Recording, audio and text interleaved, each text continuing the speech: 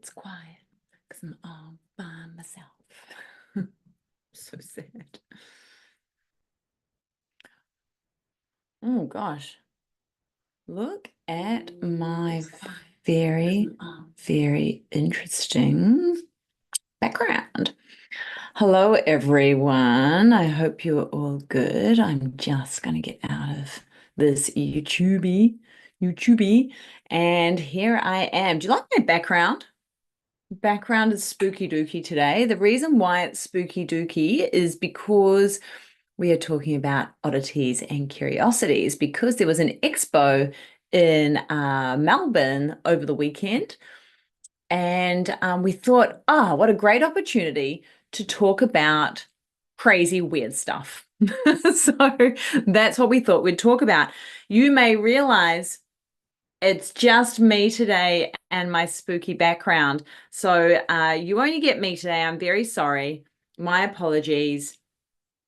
The Juliet is no longer here on a Tuesday today with me. Hopefully she will be here next week with me. Fingers crossed.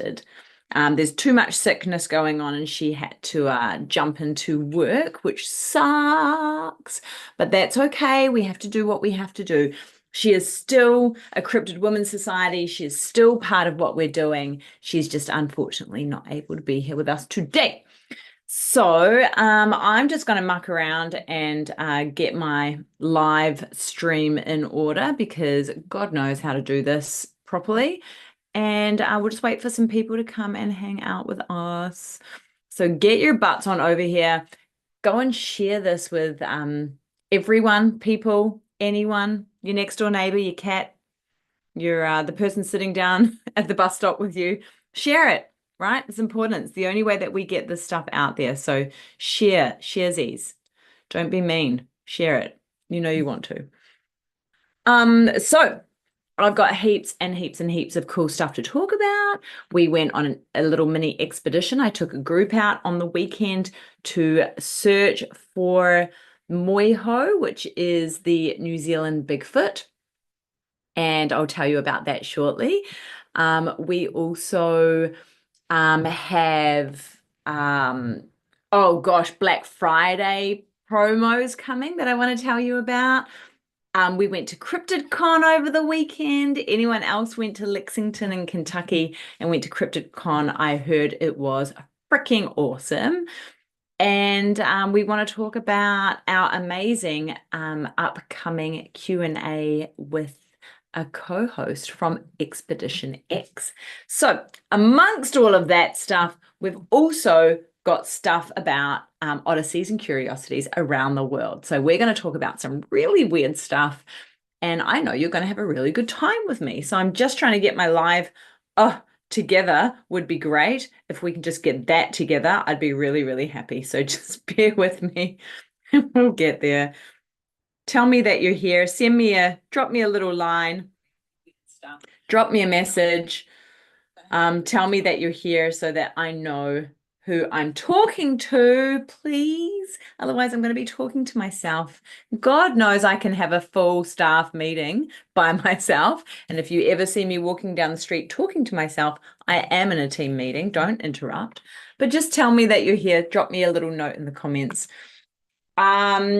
So very wonderful news. We are up to like 185 subscribers on YouTube. So if you want to support us, please do. The best way of doing that, subscribe to our channel, share our channel. We will love you forever, I promise. So I want to tell you about one of our first weird oddities and curiosities that I've got going on. And I thought it was real strange. I've got a couple of photos to show you today of this little space. But the thing that led us to go into curiosities and oddities around the world was the amazing Oddities and Curiosities Expo that was happening in Melbourne over the weekend, because we all know that Juliet lives over in Aussie, in Australia, in Melbourne. And so she was going to head on down to this expo. She went last year. She had the most amazing time at this expo. And I know it's an American group, so if you ever get to go to that over in the States, do so. It's so, so cool. They also come to Australia, do Melbourne. I think they do Brisbane, and they may do another city in Australia. They're not in New Zealand yet, but hopefully one day soon I will get the opportunity to go. Yay! Octopus man! What's going on? Um, and so yeah, this is an amazing expo. And so we were kind of like, okay, all of these weird things at this expo going on, what can we talk about that's kind of in the same sort of genre that's going to get people interested in kind of what we're talking about? And we were like, dude, we've got to do like odysseys and curiosities from around the world. Only makes sense, right? So we figured, let's do that. So the first odyssey and curiosity that I want to talk about is, let me bring up my piece of paper. So it's only me today, team, just in case you missed the start of this. It's only me. Juliet has been called into dumb old work, so she's got to go to work and do the thing that she has to do. Hopefully she'll be back next Tuesday, because we're talking about like naughty elves next Tuesday, which I'm kind of excited about. Octopus with no friends. Dude, why have you changed your name? The indescribable Octo-Man, I'm sure. Nothing too much jealous of anyone who went to the expo. Yeah, bro, I know. Like, honestly, the Curiosity, Odyssey and Curiosity Expo, but also not Comic-Con, Cryptid Con was over in the States over the weekend as well. And man, I'm so friggin' jealous.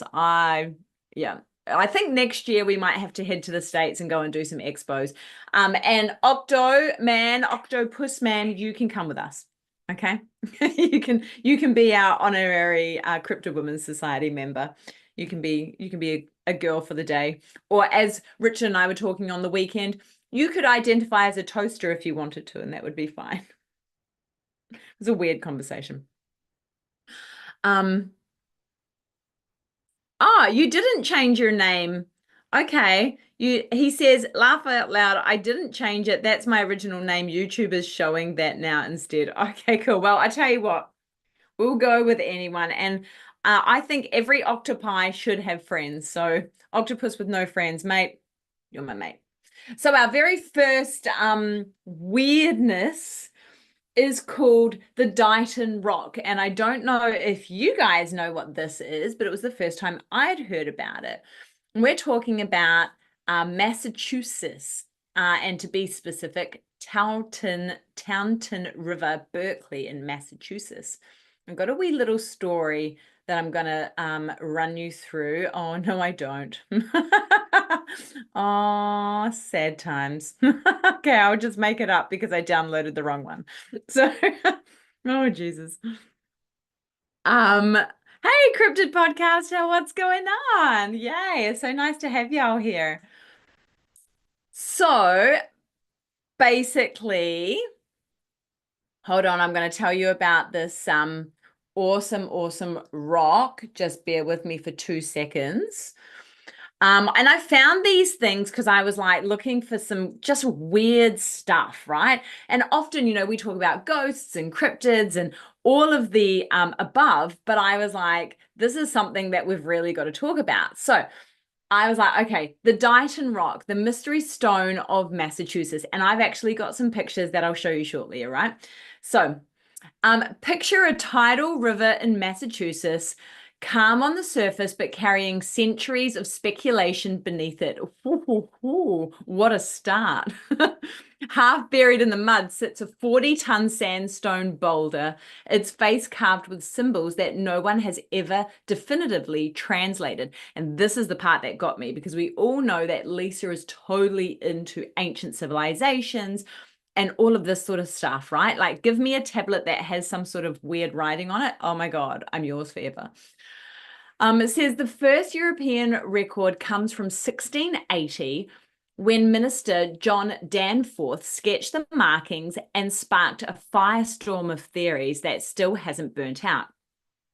Some early colonialists insisted the carvings had to be works of Vikings or Phoenicians, Even the lost tribes of Israel, wow, didn't think they were going to get a mention. Anyone except the people who actually lived there, of course. Archaeologists today point to the region's Algonquin speaking, this is probably what I'm going to say wrong, Wampanoag, whose oral traditions fit the style and symbolism far more naturally than foreign sailors.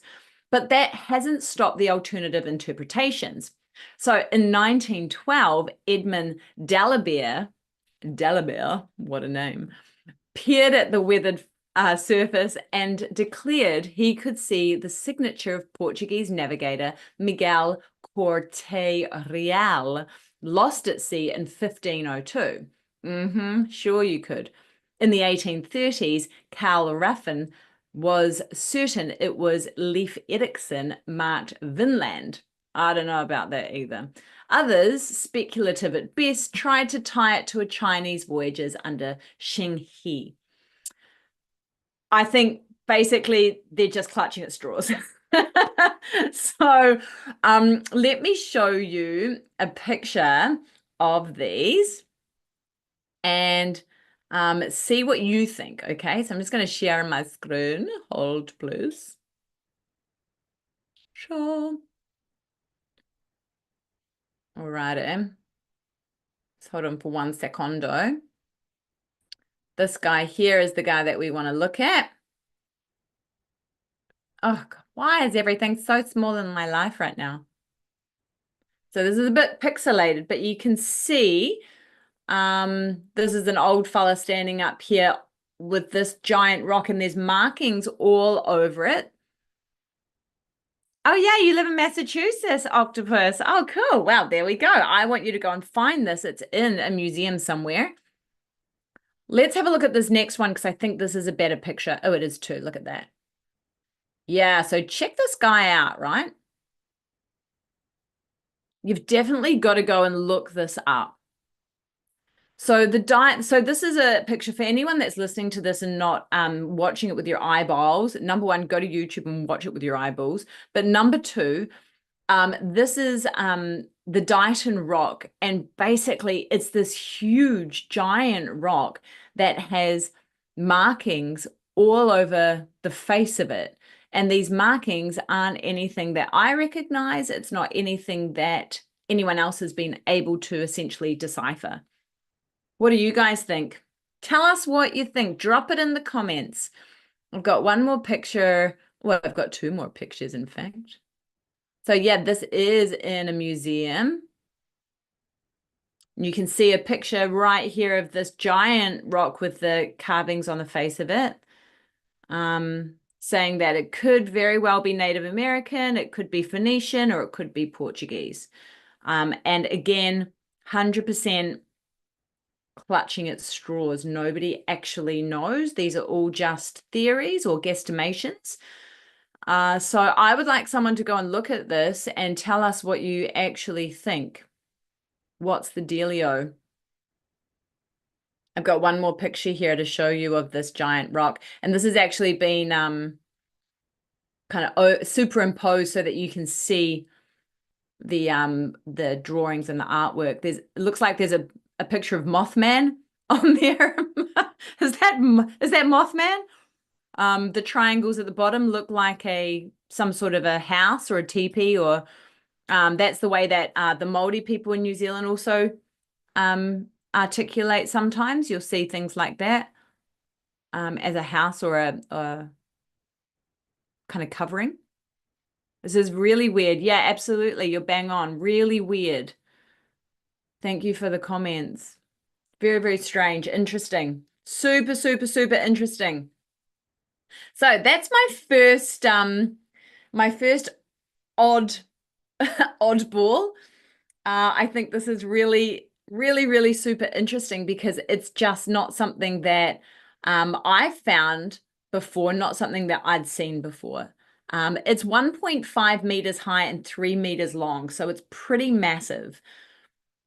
And yeah, the petroglyphs are likely pre-colonial before 1600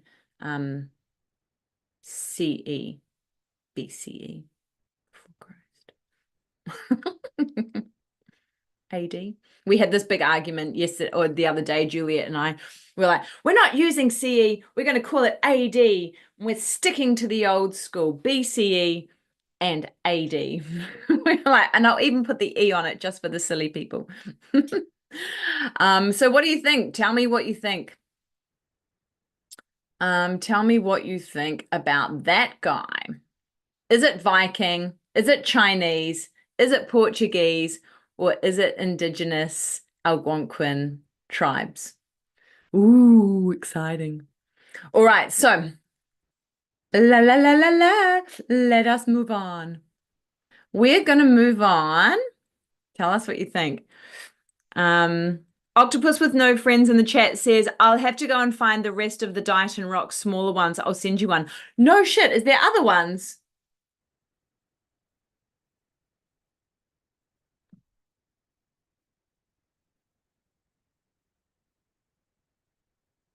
Bigfoot Druid. Or Bigfoot Druid? Or do you think that's not a Mothman, that's a Bigfoot? Oh my God, it might be a Bigfoot actually, now that I think about it.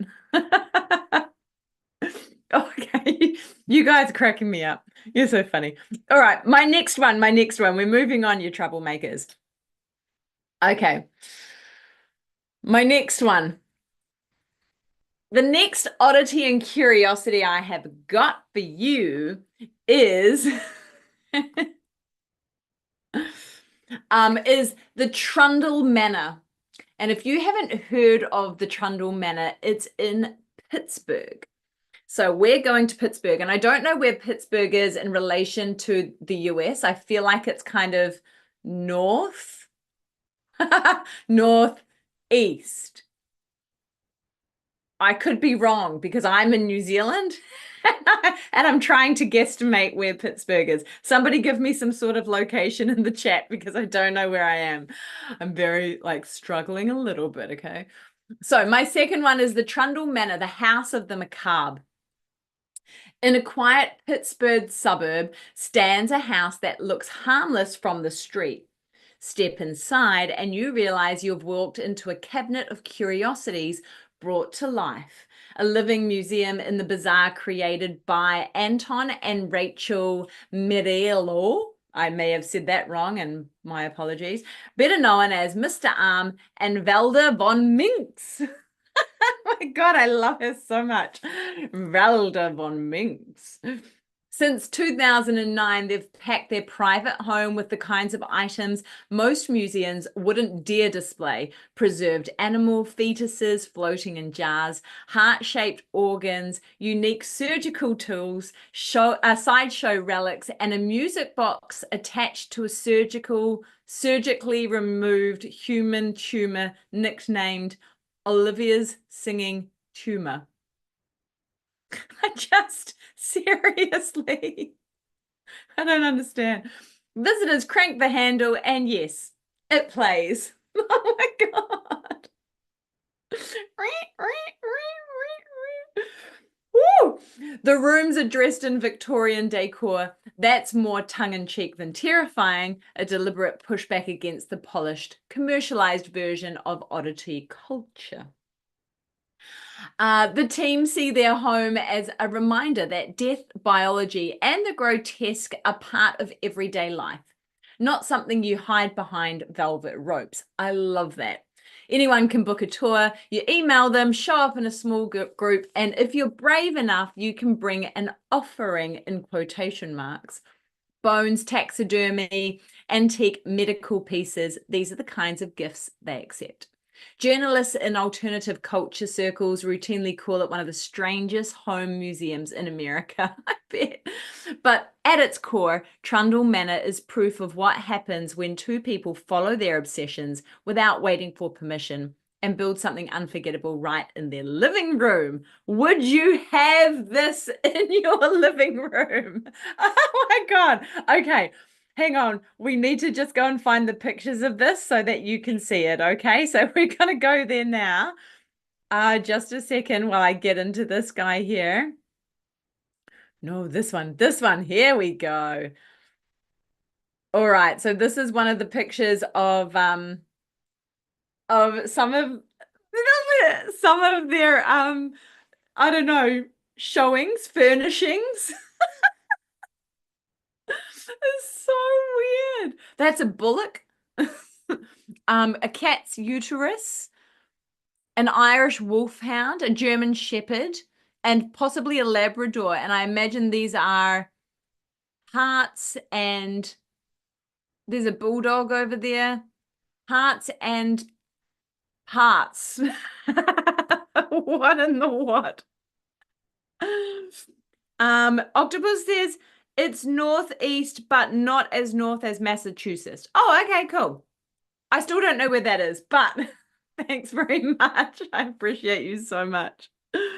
Hey, Mike at Tactical Bigfoot Research. It's lovely to have you here, man. So this is a picture of what is stirring at the Trundle house, or the Trundle Manor, I beg your pardon. This is the front of their house. It looks very eerie. I mean, the house is like Amityville horror sort of space. What do you think? Tell me what you think. And has anyone been to this place before? Oh my goodness. I would love somebody to go there and take a little live stream for us, because that would be phenomenal. Tell us what you think. We love showcasing places like this, locations, people's businesses. Last week, we did supernatural boss babes, essentially women who were running really cool supernatural businesses. And it was so cool to be able to showcase what they were up to. And today I feel like I get to showcase a couple of other options as far as locations go. So Trundle Manor is in, where did I say it was? Pittsburgh. And I feel like this is kind of cool. This would be a freaky deaky little space to go to. And this is one of the insides, obviously a picture from the inside here where one of their hosts is chatting, and you can see on the wall here there is just a plethora of weirdness to be seen. Check out the giant goose. Is that a goose or a albatross? I don't know. A crow or a raven. Oh gosh, these are some, yeah, a lot of taxidermy, medical instruments, a lot of choppy things here. Oh my God, look at the cleavers. No, I've just found the entire row of cleavers. Anyone? Oh, are we there yet? We're not quite. Hang on, we'll just wait for you to catch up here. There's a bucket load of cleavers along here, and that is freaky. Oh gosh. Okay. All right. Thank you. Thank you. Or no, yep, thanks. Okay, I'm gonna stop the share now. Okay. Oh yes, a Billy Bass on the wall. Yeah, so many things. I love it when you go to places like that and you get to like kind of just find all these things that you wouldn't normally get to see. Absolutely love it. It's so weird. So if anyone pops up there, please let me know, because I would love to see what's going on up there. So that was my second one, the Trundle Manor in Pittsburgh. So as I said at the start, we have a whole heap of Black Friday stuff coming up. And obviously it's Thanksgiving for y'all in America. So I hope you have an amazing Thanksgiving. We don't do Thanksgiving in New Zealand or Australia. We just have a normal kind of Saturday, Sunday in the summertime, because it's beautiful weather here at the moment. We're hitting kind of 30s and that sort of stuff. So 30 degrees Celsius is rather warm, everyone. And so happy Thanksgiving to everyone. Black Friday for us, we have an awesome deal coming up. So keep your eyes peeled for that one. I think it's like $20 off a monthly membership every month for as long as you want it. I think it drops it down to pretty close to the founding membership. So please make sure you buy the Women in Your Life a membership. Now's the time to do it, but wait for those promo codes to come out so that you can get the deal, right? That's the trick. So that was the first thing I wanted to tell you about is our Black Friday promos coming up. I also wanted to say happy Thanksgiving and have an amazing time. Um, and the other thing I wanted to tell you about was on the weekend, i.e., 2 days ago, I took my very first small group out to go cryptid hunting. So we went to the New Zealand forest. Obviously, I'm in New Zealand, so we stayed in New Zealand. We went out to the forest in a place called the Remutaka Forest Park. So everyone say with me, the Mutaka. Okay, the Remutaka Forest Park is in Wellington. It's a national park, very cared for, well looked after. It's a place that we all used to go and have like, picnics, and like you have Christmas down there because Christmas in New Zealand is summertime. So we'd go and take, all of the food and stuff and go down there and hang out on the picnic benches. And it's very well used, swim in the rivers, all of that sort of amazingness. And I got approached by a couple of our friends who wanted to go and do a bit of a search for whatever is lurking in the bush. And so I said to them, okay, cool, I'll take you out. So we decided we would go to the Remutaka Forest Park on Saturday during the daytime. It was a really beautiful day. I will post some stuff on social media in regards to like my prep and what I did and how we went about stuff and the evidence that we collected and other things like that. And so basically we packed up, we went out into a track that was very overgrown, hadn't been used often.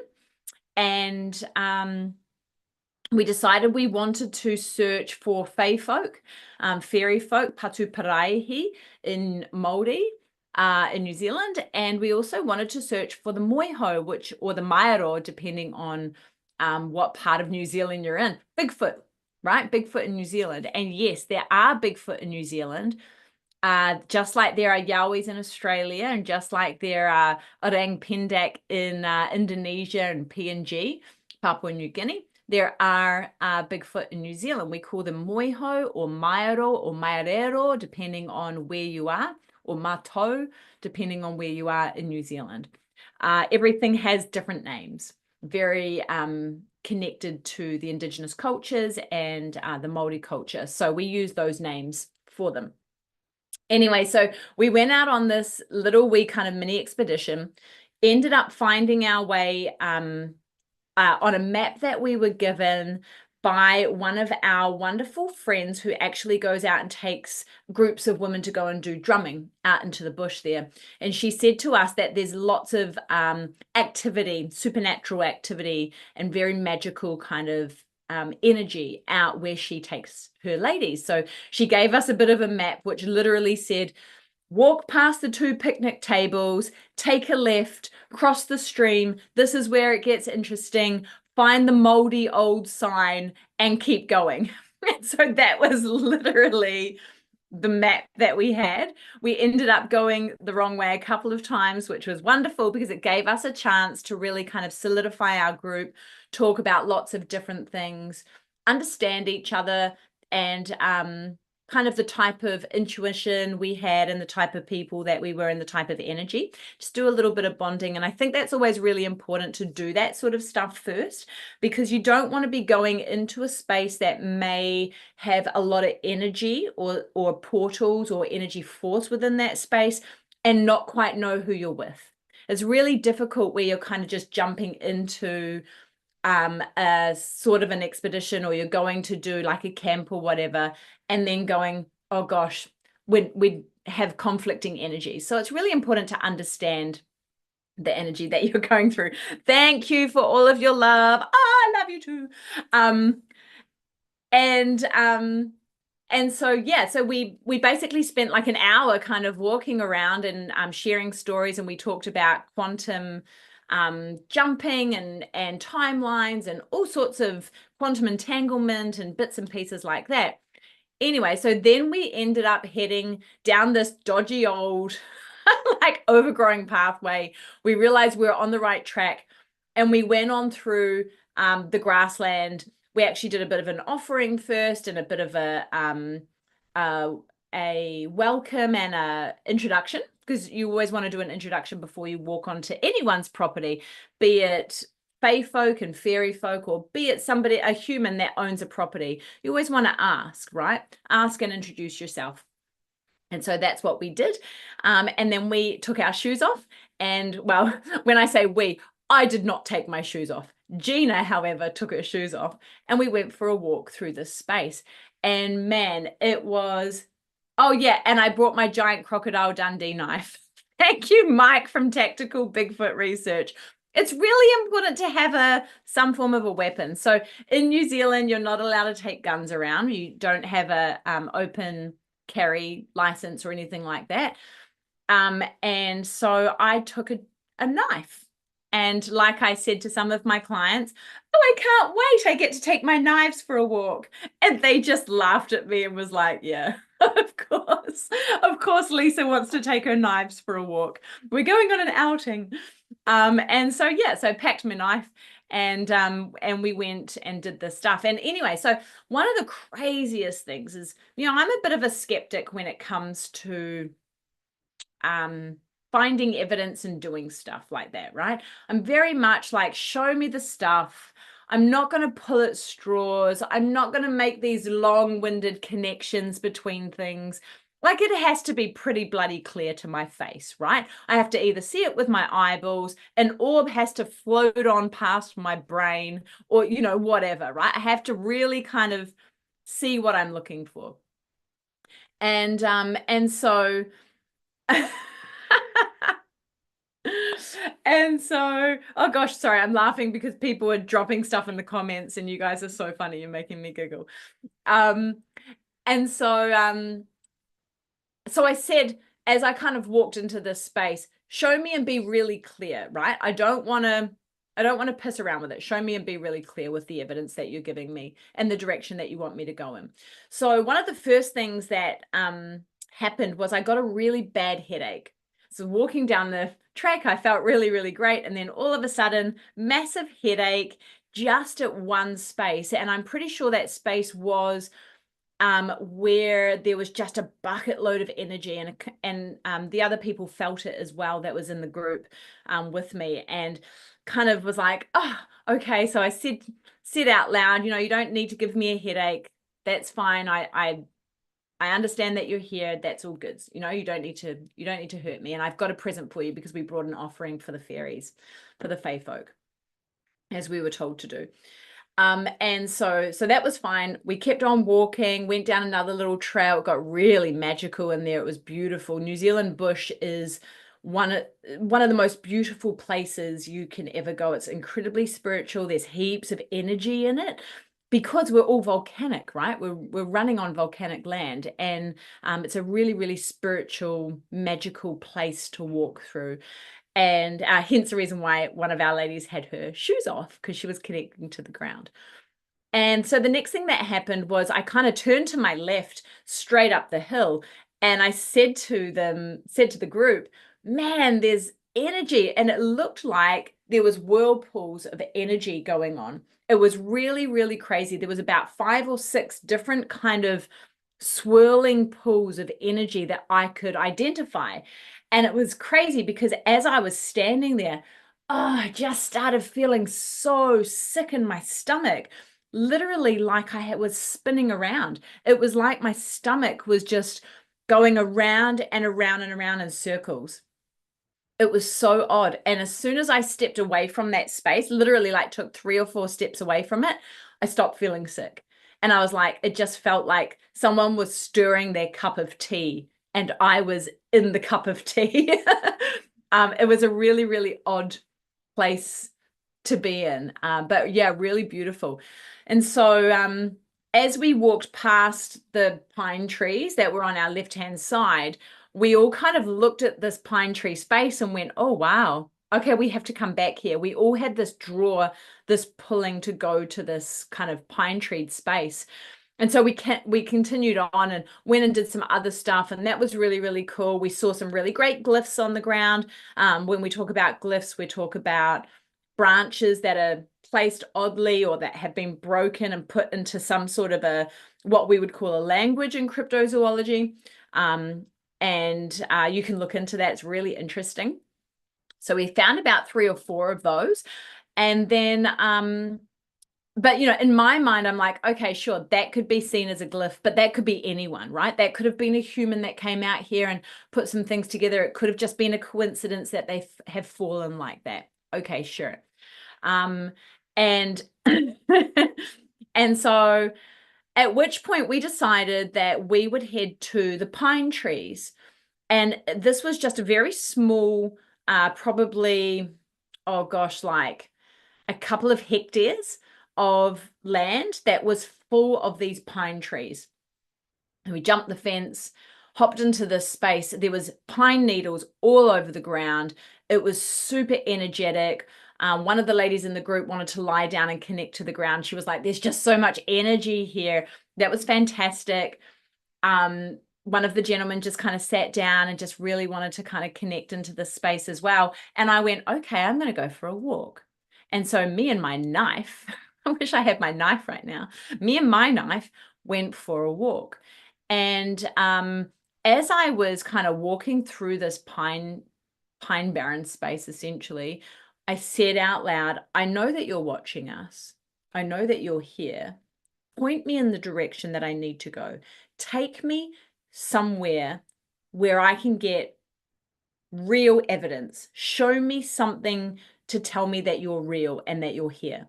Not just the random stuff, or this could be, or that could be. No, show me something real. And so I started getting drawn up to the north side of the boundary. And so I went for a walk up there, and I stumbled into what all that I could say is like a playground.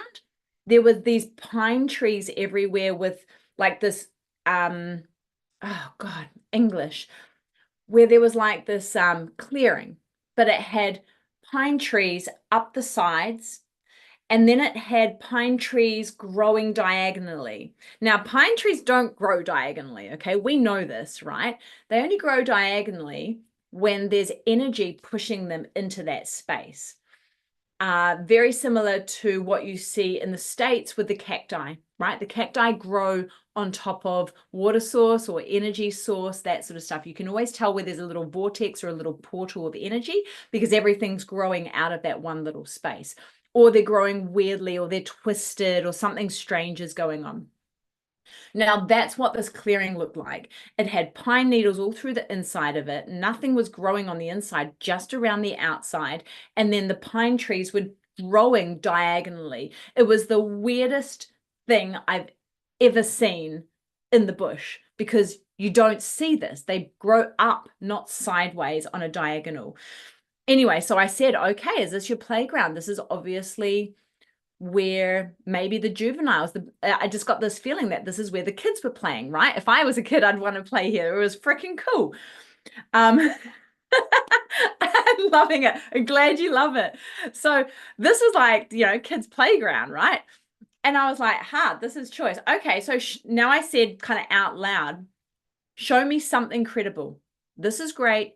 Show me something I really want to see. And so given everything was dry, right? It was all pine needles. It was super dry. There was dry bush everywhere. I was drawn to go north again on the same direction that I had kind of stumbled upon this outcrop, kind of this pine playground, pine tree playground. And so I started walking north, and it only took me a couple of meters, and all of a sudden I came across this kind of creek, but it wasn't really a creek. It was just water coming from maybe an underground spring or something like that, dribbling out, right? So there wasn't a huge amount of it, and it wasn't going anywhere. It was just like a leak, like a leak from the earth. And I could see very clearly that there was some form of a pathway going up to my left. And I got the understanding or the impression or the feeling that that was their pathway. That is the channel that they were taking to come and go from this pine playground. And then I got the feeling to look into this creek or into this spring, if you would. And so I went over there and I kind of sunk into the ground a little bit, and I was like, okay. And as I looked into the very, very shallow water, it was like a little puddle, I saw what looked like a footprint directly in the middle of this very shallow puddle spring. I questioned it a couple of times first. I was like, no way. That's weird. And so kind of looked for other footprints around, looked for anything else on the outside before I started contaminating the area. And then just dropped a couple of sticks around it so that I could remember where it was. And so it was very clear. And then I started taking a walk around to see if there was anything else. At the same time, I thought to myself, I'll put the ghost tube on, right? I've got an app on my phone, ghost tube. I was like, I wonder if they can say anything through it, right? This is wild. This is the first time I've ever found a footprint before in the New Zealand bush. I've never looked for one given, but this is the first time. And oh my God, totally blew my mind. Anyway, so I'm walking around trying to find any other evidence. I turn on the ghost tube so that if there's anything there, it can give me some sort of an EMF reading or whatever. And it came through with, we can see you. And I said, yes, I know you can. And have you left me a footprint? And it came up with yes. And then it came up with brother and sister. And I was just like, wow, okay, take it with a grain of salt. I'm not going to believe too heavily into it, but I am going to take some photos of this footprint, right? And so that's exactly what I did. So thank you, Mike from Tactical Bigfoot Research, time for a 3D scanner. That is literally what I did. So prior to this, I asked Mike for a couple of different apps that they use over in the States for 3D scanning for footprints, because I knew I wasn't going to have time for plaster of Paris. And in this situation, plaster of Paris wouldn't have worked because it would have just washed away. So I was really happy that I'd done that with Mike prior the day before, and I downloaded this app. So I used this app and I got a couple of images. I 3D imaged it, and it was literally as we were leaving and everyone was wanting to go, and I was like, oh my God. And so as Mike told me off, I didn't get my tape measure or anything because we were bloody useless, but I did take a photo with my knife next to it for a comparison. And so yeah, so I took this 3D image of this potential footprint. I took it back to the group. I showed the group. They were absolutely blown away because I also showed them the words that were coming through on the ghost tube at the same time. And that, my friend, is one of the most wildest things that has happened as far as cryptids go in New Zealand for me. I've never ever experienced something like that before. So yeah, as you put it, octopus with no friends, absolutely incredible. Now, I don't know, is it a footprint? Maybe, maybe not. I will post it on YouTube, okay? That's what I'll do. I'll post it into our little community. So keep an eye out on the community and you can have a wee looky and tell me what you think. It's pretty amazing. I'll also measure it and I'll put the diameters and that sort of stuff in. But yeah, what an experience. Thank you. Yeah, thank you. I'm glad you enjoyed my story. It was really cool. And the people that I were with were fantastic. We also found a perching spot or an observation point. Is very common in New Zealand to find observation points where the Bigfoot will sit and watch down the hills, because the hills in New Zealand are incredibly steep. And so yeah, it was really interesting. So I'll post it onto YouTube, on Cryptid Women's Society community. Have a wee looky, see, tell me what you think. I'm open to it. Yeah, man, that would be awesome. Okay, so I've got two more for you, okay? Two more odysseys and curiosities. Let me find them. Oh gosh, how exciting. What an exciting conversation. Hey, thanks. I'm so glad that you're all here with me. Love, love, love it. All righty. All righty then. The next one that I've got is a kind of a weird one. It takes us way, way back in history, right? Way far back in history. But I thought it was really cool because it's kind of like the old version of the Trundle Manor that we just talked about earlier. So let me tell you about this one. This is the Old Worms Cabinet of Curiosities, Museum Wormanium, and that's probably said wrong, and my apologies. So let me take you back to the 17th century in Denmark, long before modern science sorted myth from reality. In the home of physician and natural philosopher Ole Worm, O-L-E, Worm, stood one of Europe's most famous cabinets of curiosities, a room packed with skeletons, fossils, preserved creatures, strange stones, ivory carvings, mechanical automata, English, and objects from voyages across the world. Worm catalogued everything with the mindset of a scientist living in a world that still believed in unicorns, thunderstones, and sea monsters. I too live in this world. In fact, one of the most famous pieces was a supposed unicorn horn that he eventually proved to be a narwhal tusk through practical observation, marking a shift from belief to evidence. And I love these sort of kind of turning points in history where you've got all of these amazing kind of cabinets of curiosities, rooms that have been packed full of amazing objects and trinkets and things that are then looked at in a different way once modern science kind of comes in. It says his collection blended natural specimens, cultural artifacts, and early scientific instruments without drawing hard lines between them. Visitors saw mummified sea creatures, in quotation marks, coral that resembled branches, and a wooden automaton that bowed when its gears were cranked. Automaton. I don't know quite what that is. His 1655 engraving Museum Wormani Historia became an icon of the curiosity collection movement, the forerunner of every natural history museum today, essentially. Many of his items still exist in Copenhagen's Natural History Museum, a surviving snapshot of the moment when Europe was beginning to question how the world truly worked. It wasn't just a collection, it was a turning point, capturing the exact moment curiosity began transforming into science.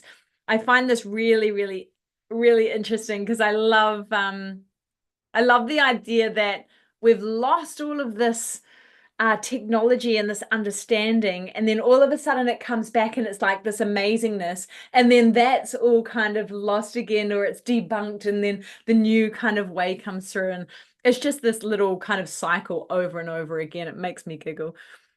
I bow when my gears are cranked too. Or I bow, I bow. I don't know. I don't know what's going on. It's interesting. I have a picture for you. Let me show you. Hold on. No, that is not the one that we need right now. Let me find you this one. So this in fact was the unicorn horn that they thought was a unicorn, and back in those days, absolutely, of course it was. But in fact, this was a narwhal tusk. Look how beautiful that is. So that was in Worm's Cabinet of Curiosity, which I thought was just so cool because, you know, narwhals were unicorns for the longest time. So I love this. Lovey, lovey. And I've got a couple of other photos which show you kind of what it used to look like. So just check this out for a very, very short amount of time. Because I honestly, your eyes can just looking at all of the things that were in this cabinet of curiosity. There's a bear or a polar bear at the top there, a dolphin, a moose, turtle shells, crocodile. Oh my gosh, what can you see? So many things.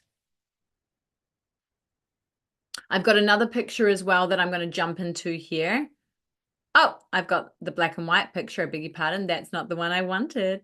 But we do want this one. So this is a close-up of some of the curiosities that were in this cabinet of curiosities in Denmark. And check out everything that was in here. This would just blow your mind back in the 1700s. Absolutely blow your mind. Things from around the world, strange things. There's some sort of a bear man or a wolf man sitting there on a seat. It's obviously a turtle head, a snake skin. So many interesting things. So this was well documented, and well received. And so he was my third. I hope you're liking it so far. I'm loving it. So I thought that was pretty crazy. Oh, goodness me. And I have one more, okay? One more. That's my last one. And before I get to my last one, which I absolutely love, and I've kind of kept it to the end so that you'll all stick around with me. And I'll put all these pictures up into the community chat on YouTube as well, yeah? Yeah, totally right. So Octopus with No Friends says I was zooming and looking at all these things. So if you're just listening to this, like these images are amazing because it's like trying to find, where's Wally or something like that. You just want to take time to look at all these things that are in this image. And that was an old like hand drawing that was in a newspaper article or something along those lines. So I'll pop them up onto the YouTube so that you can have a look at them yourself as well, because they're pretty crazy. So before I get to my last one, I just wanted to let you all know as well that we had CWS boots on the ground at CryptidCon this weekend in Lexington, Kentucky. And I'm not sure if any of y'all went there as well, but apparently it was an amazing event, absolutely giant, thousands of people there. They had the best time ever, heaps of celebrity, well-known people, people in the industry, television personalities, all of the above. Plus, you would have found the CWS t-shirt from our amazing members that were boots on the ground there, walking around, entering people into competitions, talking with people, doing some interviews, and all the fun stuff. And so we're doing our best to get Cryptid Women's Society into some of the expos and the events and that sort of stuff through the US. Any help from you boys and girls that you can give us would be amazing. Even just listening to the episodes, we love it. Share it, subscribe, introduce it to your friends. We love you to pieces. And we so wish we could have been at CryptidCon because it looked amazing. And there will be social media images that will come out soon and show everyone kind of who was there and what was going on, because it looked very, very cool. Very cool. Here's my last, okay? My lasty. Okay, so the last but not least on my oddities and curiosities from around the world, and I'm so glad that you've all stuck with me for this long. Thanks so much. The last one is jadeite. Have you heard of jadeite? Jadarite. Jadeite. This is the real world kryptonite. And I'm not even joking. I was like, holy moly, totally keeping this. So let me just give you a bit of a rundown on what jadeite is, okay, and how it came to be.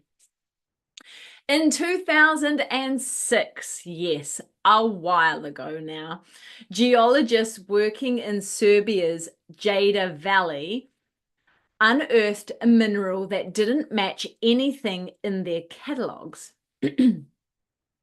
When samples reached Dr. Chris Stanley at London's Natural History Museum, he compared its chemical profile to global records and froze. Its composition matched the fictional formula from Superman Returns, released the very same year. Sodium, lithium, boron, silicate, hydroxide.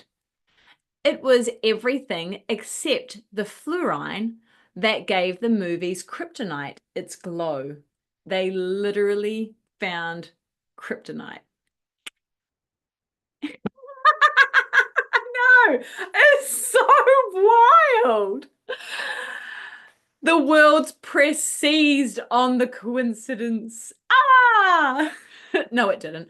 The world was just kind of like, holy shit, you found kryptonite. This is amazing.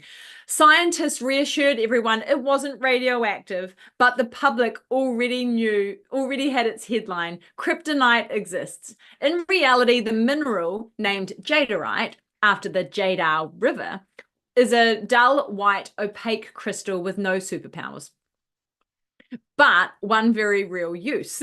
It contains significant lithium. Everyone, money, money. That made it a prime target for battery production. Yes, and Rio Tinto proposed a major mining operation. Of course they did. Environmental protests across Serbia pushed back, halting the project in 2021 and 2022 amid concerns over water and land degradation. Well done. Today, jadeite is one of those rare scientific moments where fiction and reality collide. A mineral that mirrors a piece of pop culture so closely that even seasoned researchers did a double take.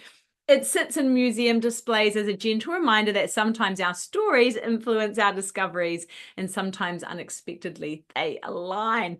How freaking wild is that? And the timing of it, right? Let's find kryptonite the same year. Let's release Superman that has exactly the same compound composition makeup. Oh, did my head in. Thank you. Thank you. Thank you. That's my mic drop walk away. And that, my friend, is all I've got.